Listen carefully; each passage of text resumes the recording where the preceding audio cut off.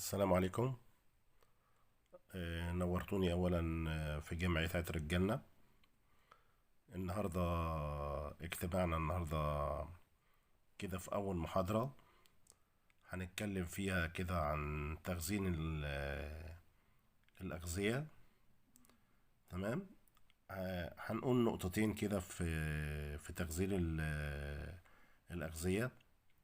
أول حاجة إن احنا بنتكلم فيها، آه، يجب على ربة البيت أو الشيف اللي هو عايز يشتغل في مشروع كاترينج يكون ملم بمعلومات شخصية عن المحلات اللي بيتعامل معاها في الأطعمة وأنواعها، وعشان يعرف يجيب الأصناف الجيدة من المنتجات يعني.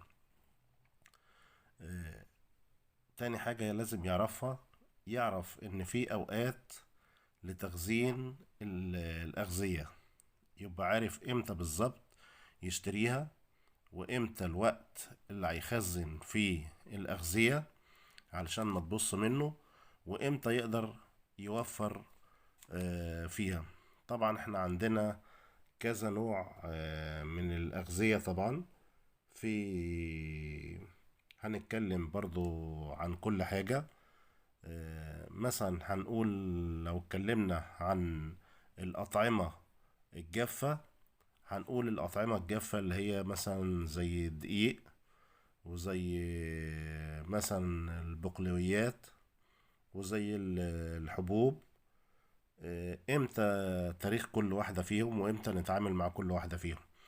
يعني لو مثلا قلنا مثلا جبنا عن الدقيق مثلا، هنقول مثلا عشان نوفر آه، توفير كويس يعني. لا، طالما احنا شغالين كده هنشتري مثلا نقول الدقيق بالشوال، تمام، او بالنص شوال. طبعا عشان نحفظه صح نعرف انه بيتحفظ ازاي. الاول، اول طريقة للحفظ بتاعته بيتحفظ في برطمان ازاز زجاجي، يعني ده الافضل، وده افضل انواع التخزين طبعا، ان انت تحفظه في برطمان زجاجي يعني، او صفايح محكمة الغلق. محكمة الغلق يعني بتنقفل كويس يعني. ولازم تبقى عارف الكمية اللي انت خزنتها، ولما تيجي تخزن حاجة جديدة لازم تبقى انت عامل حساب برضو ان انت تاخد من القديم الاول قبل الجديد طبعا. لازم تبقى فاهم العملية دي كويس يعني. لو اتكلمنا مثلا عن البقول مثلا، لو قلنا مثلا زي الفول، العدس والفاصوليا والبزلة الجافة واللوبيا والحمص الجاف، كل الحاجات دي مش هنشتريها بكتير، هنشتريها على القد. يعني على قد استخداماتنا كده. ليه؟ لان الحاجات دي بتسوس بسرعة يعني.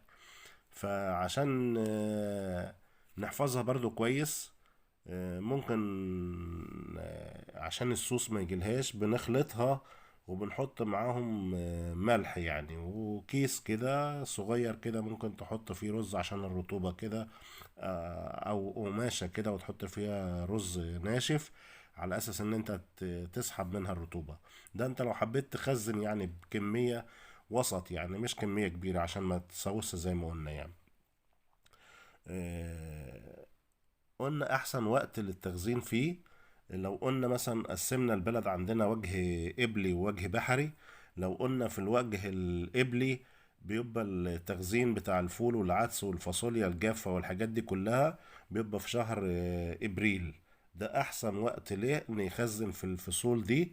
في الفصل ده اللي هو بتاع شهر ابريل، ده اللي بيخزن فيه الفول والعدس والحاجات دي، ده بالنسبة لوجه قبلي. اما لو جينا للوجه بحري، ده بيبقى في شهر مايو وشهر يونيو.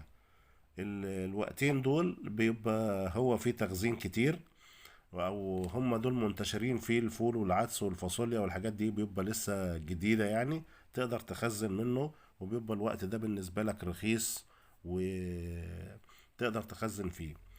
لو جينا بقى لموضوع مثلا ازاي نخزنها بدون تلف لمدة طويلة.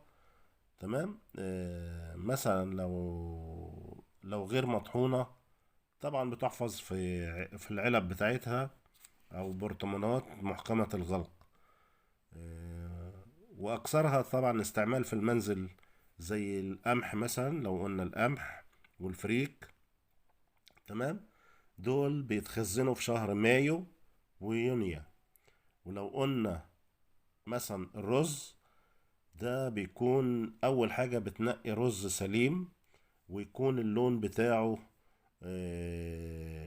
نقي، وقليل طبعا من المواد اللي فيه، مثلا كالدقيق والنشا والجير والحاجات من دي. يعني نوعية كويسة اللي انت بتختارها بتكون نوعية جيدة. تمام. ودي بتخزن الرز في شهر اغسطس وسبتمبر.